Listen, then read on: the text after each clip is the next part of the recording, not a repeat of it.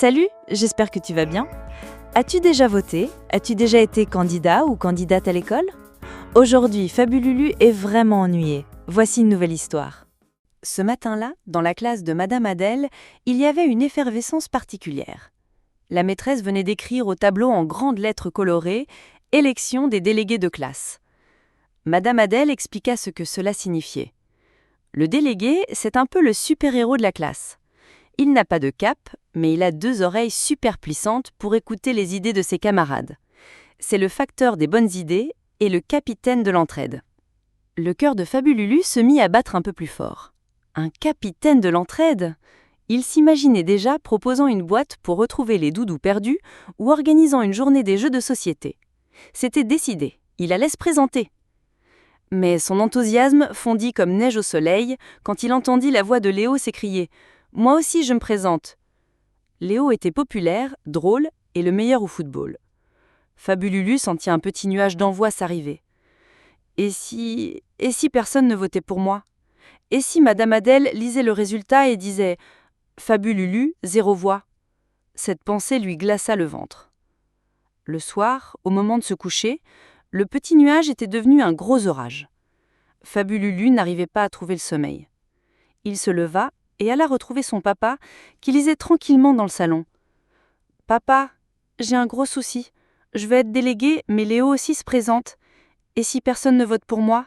Si j'ai 0 voix, j'aurai l'air ridicule. » Son papa posa son livre et attira Fabululu sur ses genoux. « Ah, la peur du 0 voix. C'est une peur de grand, ça. Tu sais, se présenter à une élection, c'est comme offrir un cadeau.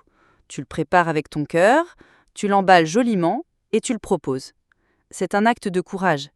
Mais on ne peut jamais forcer quelqu'un à accepter notre cadeau.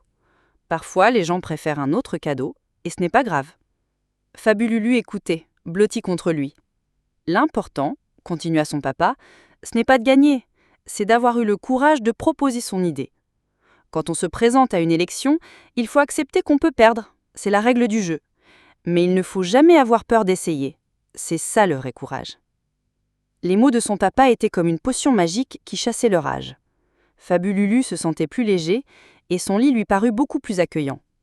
Le lendemain, c'était le grand jour.